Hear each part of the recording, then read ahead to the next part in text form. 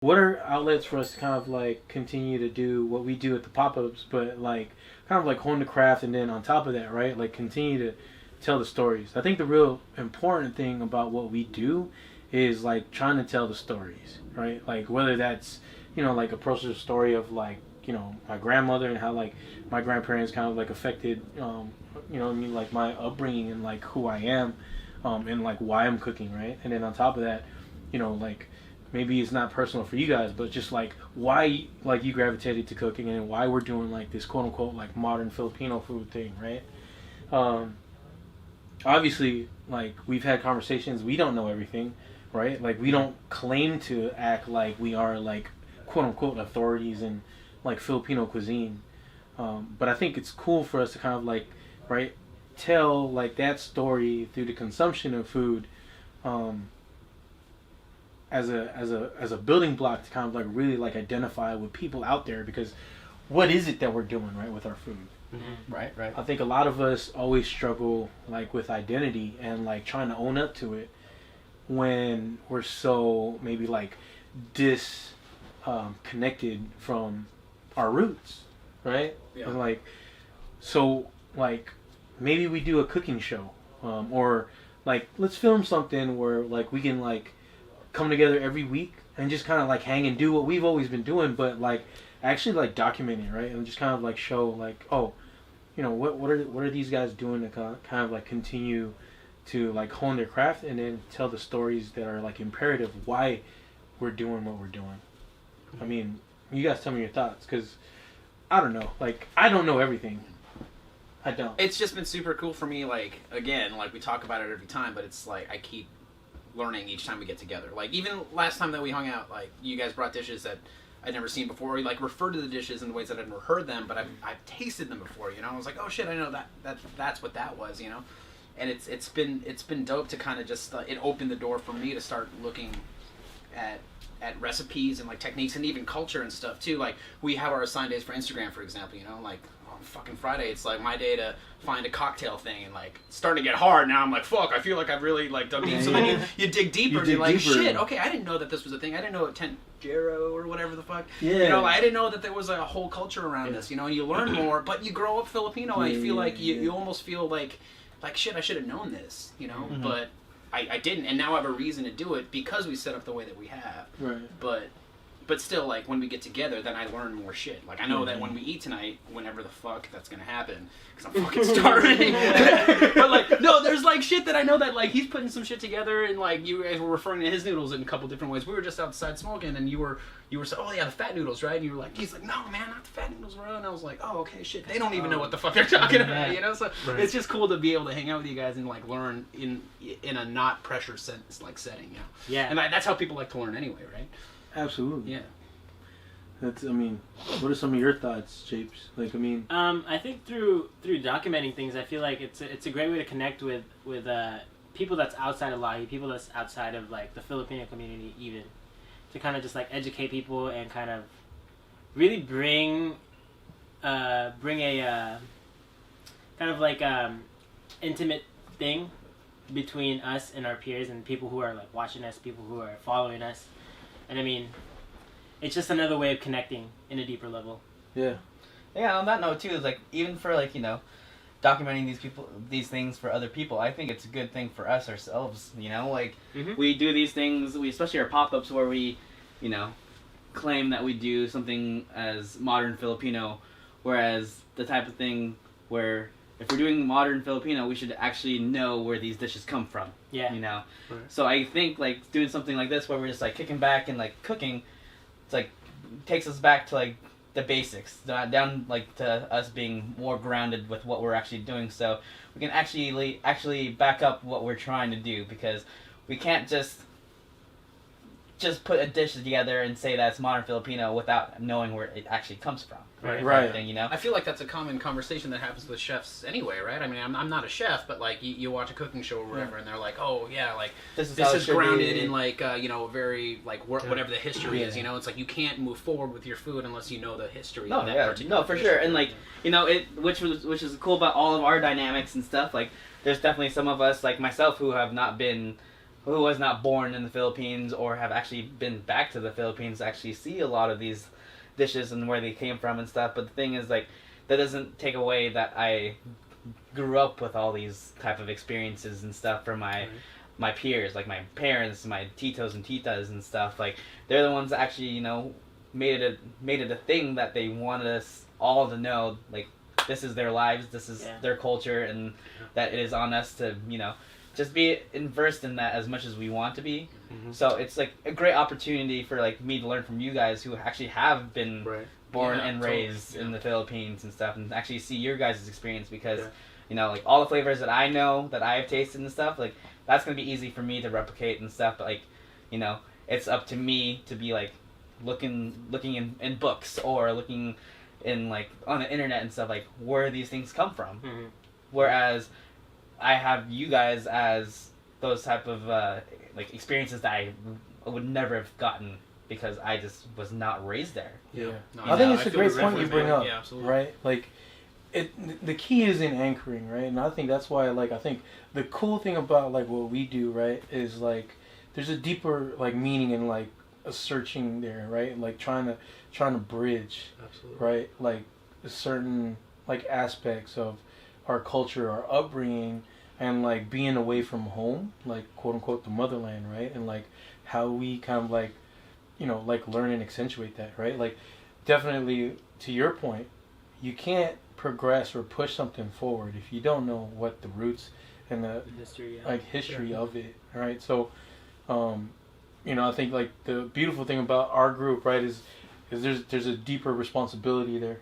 Mm-hmm. It's not just like the quote unquote like traditional egotistical you know, kind of like chefy thing where it's like, I'm just gonna go make this because I think this is great and a good interpretation, like, right? Nothing that we've done has been that, and it shouldn't be. Mm-hmm. You know what I mean? They've all like, been conceptualized based off of, you know, the actual thing it's actual supposed to be. dishes, right? You know? Like, it has to pay respect to it, right? Because then otherwise, man, then we just kind of like, that's when I think like when people start having the conversation of like bastardization and like, you know what I mean? Like, what are you really doing to try to elevate and learn your culture? Yeah. So that's a key point to like bring up, and I'm glad that you said that because it's really important, especially if we're gonna kind of like, you know, present these kind of like stories. You know, it's key. Like, then people really know who we are and like the mission behind it. It's not just, you know, like this quote unquote like trying to be cool, trying to be it becomes a personal like, thing. new thing. And whoever you know dines with us or is part of our experience, whether it be in the process of cooking or, you know, brewing up a drink, I think it's really key and important also to immerse themselves in that type of environment. And so, like, us as a whole coming together to cook, to do things that our titas and titos have done in the past is something that we're essentially carrying on forward. So it's really important for us. You know? Not just carrying, but also progressing. Yeah. You know, which is absolutely one of the things that, like, you know, I feel like our generation like holds. Like, we want to be able to like make them proud, but at the same time, we got to make sure that we're, you know, keep it moving forward. Right. Because if it just stands still, then like, then what do you guys think about that? You know, like, like we need to show, like, through our experiences, like,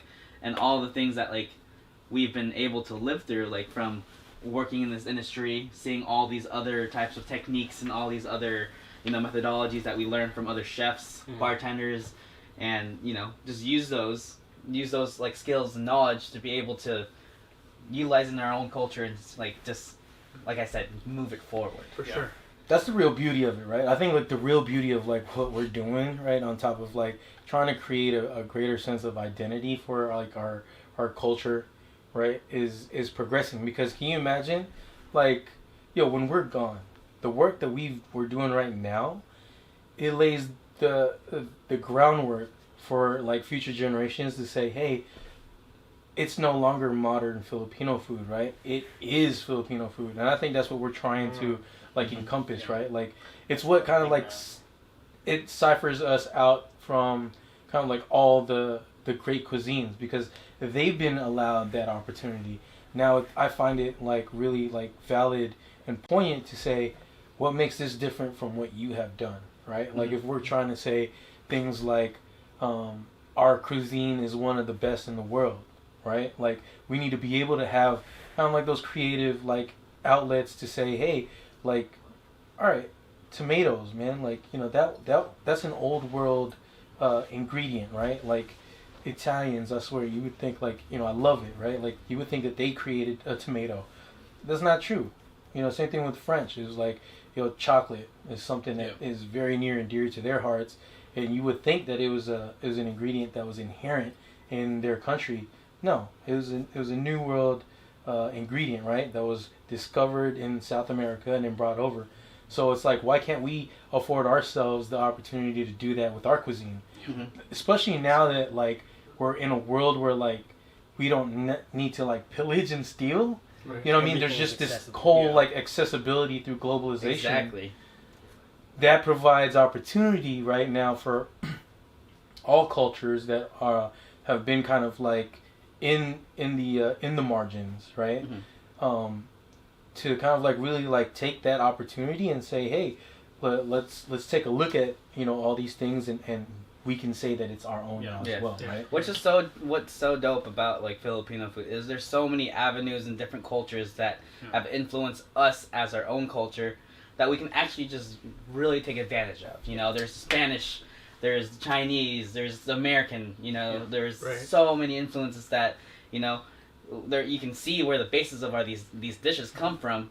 But the thing is, like, what if we just took that and then just used a certain different technique from a different culture that still fits within that realm? I mean, and make it something like new but familiar. That goes along with the lines of like the whole like the mission statement of LAHI anyway, right? I mean, it's like, you know, it's our cuisine through the eyes of like an immigrant, you know? It's like, how would you cook your food if you were over here? And like, what would you do? And the things that you've learned, you know?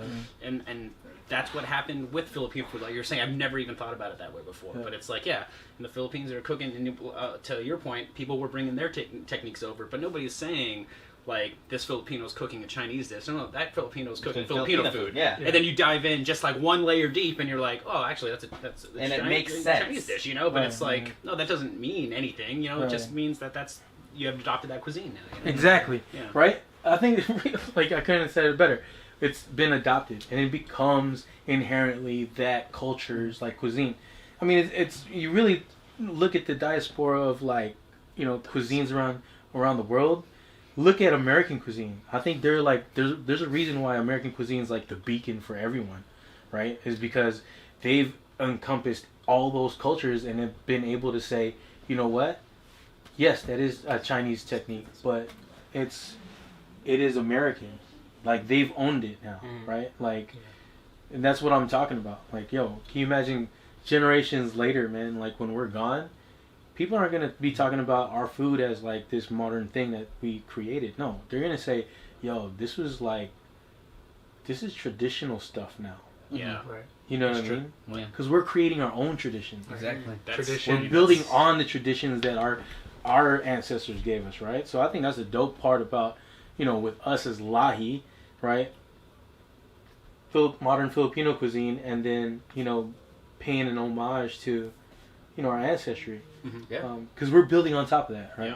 Yeah, like, and on that, like for the food that we're cooking today and stuff, like, the certain dish that I'm actually going to be wanting to make is something that I grew up, like, I actually didn't eat it growing up because I actually thought it was pretty disgusting, because as a kid you have learned to hate sardines and anchovies and stuff, but it's one of those things that I always just saw on the table for breakfast that my tito would cook, and it was just sardines, tomatoes, onions, and eggs. You know, it's a classic dish called sarchado. And sardines are something that I've learned to love so much through working in a lot of Spanish restaurants, which, you know, is one of the reasons that actually I fell even more in love with Filipino food, just like really finding that connection and that influence that they had in the Filipino cuisine. And there's actually a lot of like Spanish techniques that I would want to kind of implement in the classic Filipino dish that would actually still really make sense, you know. It's So, inherently in there. It's inherently in there. It's inherently so in like that's gonna be something I'll be making today that I'm like really excited for. So you're and making that share. tonight? Yeah. Okay. Awesome. Tonight. When? Tonight. Yeah. How about you, When? Jason? So tonight I'm gonna be making that. pancit canton. So Oh. growing up, every time I'd come home from school, I'd cook up a packet of noodles, and it has like hella citric acid, so it's super sour, and it's got the toyomansi flavor in there, and it's nice and like it gives you like kind of like weird chow mein feel. Kind of stir fry. Yeah, kind of stir fry, but really it's not. It's just boiled in water, and you make this little Sauce slurry, packet. like yeah. Sweet. Well, you're referring to the packet, though, Yeah. right? But I mean, traditionally, it is more like a chow mein. Yeah, chow mein. Right? Okay. Very Yeah. Chinese. But I in love its the- roots. I love the quirkiness that Yeah. you're like bringing to Yeah, it, right? yeah, yeah, Because yeah. I mean, that's super cool. Because see, like, I mean, I think that's a brilliant point for you to bring up. Because not everything, right, necessarily has to be the quote unquote traditional, like, right? Yeah. I love that you're like, yo, I identify this dish because it was the Filipino top ramen. Yeah, this is how Right? what I grew Like, up yeah. with. That's totally cool. Yeah. The thing is, like, and being unpretentious, like, you got to Mhm. tell that. That's a cool fucking story. Yeah, for sure.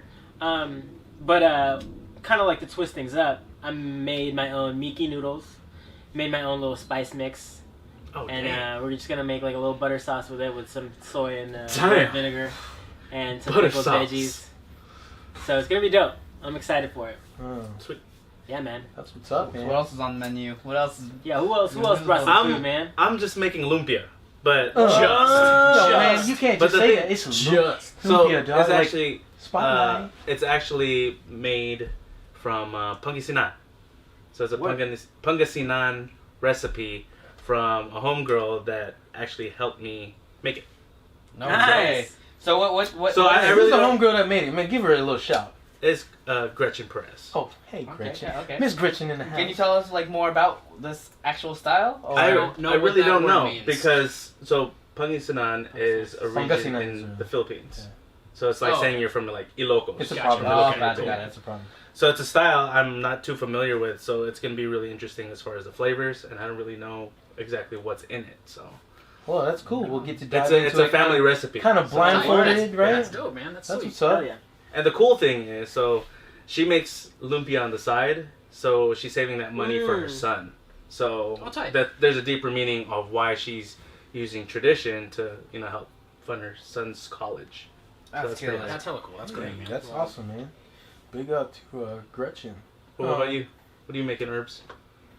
All right. So one of the things, man, like I think that was like really creative that I really saw like my grandma do growing up, man. She would take leftovers, bro, and like take something as simple as like your classic lugao, right, and then like change the flavor up.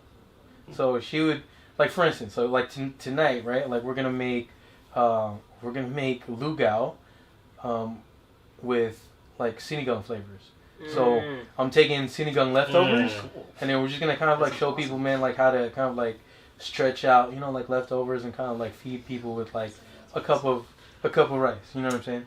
So that's kind of like one of the cool things that definitely like my grandmother used to like show me and play with, right? Like people will always be like, oh, lugao's like this classic, like there's this, it's got to be like this flavor profile. Not so much. Dude, that's dope, man. I never heard of that. Not That's so much. awesome. That's You know cool. That's actually really cool because like like when we initially started Lahi, like it was one of our first dishes we actually put on our menu. Yo, I have a which funny is- story about that Yeah. shit. What is it? So during service, I'm gonna slap the shit out of you. You better- we ran out. We ran out of food, right? We ran out of lugao, and Herbal was like, "Make that shit work." And I'm like, so I just like grabbed some fucking lemon, some fish sauce, and some stock, mixed it up, and made the lugao with it. Yeah. And service went. Dude. And I remember I remember Service tasting it, went. and I was like, yo. Yes, boss. I got it coming. Don't worry. Yeah. It's cool. Yeah. No, it was great, man. Like you did it on the fly, and I remember like, yo, if it didn't, it actually hit the flavor profile. That was the amazing part. You know what I mean? Like Sounds good. That's it's sour. amazing. Yeah, like yo, sour, have, dude. like the different like the different like flavoring agents that are used to kind of create that sour flavor that is inherent of like what is sinigang, right? And so you took lemon and was like, yo, got this. Yeah. That was real cool and nice to see. So. That's funny, man. And then we're gonna cook up that, right? And then like you got what you got going on, man? What do you got, Jesse? You the cocktail boy. Cocktail boys. Like, Cocktail boy. Like you mentioned a little bit about the IG Fridays, Cocktail, right, man? yeah. I love it. I always look forward to your Fridays because man, getting you hard, bring in man. something. Yeah, I know. It's getting hard, But man. tell us what you got going on. All right, so I didn't realize when you think of gin, like you're like, who drinks the most gin or whatever. My uncle. Tito boy. Tito boy. Your uncle and his homies Yeah. are responsible for 43%. Give me that gin, boy. 43%. Run down to the market. I knew gin was big. I didn't realize They that are it was the Philippines is the largest consumer of Gin, gin in bro. the world. in the world. Honestly, That's see, like that's impressive. I would Yeah. guess So Spain. much gin, I know, they put exactly, Snoop Dogg right? out of business. Yeah, so like the Rename cocktail that scene is not crack. that crazy over there. Like they're still working on it, but they have like these staples already. Yeah. Like staples, but there's a one drink they call gin palm, Uh-huh. and it's just gin, ice, and like Pomerol, like Tang. Pomerol. What is that? What? Pomelo? Pomelo. Pomelo. Pomelo. I just looked at the kid. Pomelo. Yeah. Pomelo Tang. Mhm. Like so, they just mix that together, and like it's one of the most popular drinks over there. That's probably Right. why everyone drinks See, gin over there. I love that. See, Yeah. like, again, that's the cool thing, right? Like, with, like, doing this, it's kind of like really seeing, like, man, again, like, our identities, because, you could take something like that, which most people would probably, like, look at it, like, I'm not a bartender, right? But you could probably, like, see some of the snobby folks going, why am I making a cocktail, man, with Tang? You know what I mean? But it it's works. Like, I mean, but it it's hits like, on all it's the- like, yeah. it works, right? So now you're doing your rendition, Yeah, like, I mean, as a quote-unquote, like, a real, like, craft cocktailer. yeah, I mean, like how you would make it. I mean, Tang is just a shortcut for something citrusy and sweet, right? That you can throw in some water. Absolutely. Yeah. So like, just take that shortcut out, and Exactly. use fresh. It's fresh Filipino juices and stuff. Kool-Aid. So yeah, That's what I'm talking about, Yeah. man. Like taking that stuff and like progressing it, right? so yeah. It's fucking beautiful. We're rocking Sugar. gin, citrus, sugar, a little rosemary, Sugar. just because. Tang. Why Why not? not? Yeah, Citrus. it's gonna be a good way to finish up, or Yeah. start, or Water. do it through the whole time. See the whole time. Yeah. Oh, water. Cool, man. I'm looking forward to this, man. So like Well, I this guess is on that note, so this is the first. This is the first, like us doing this.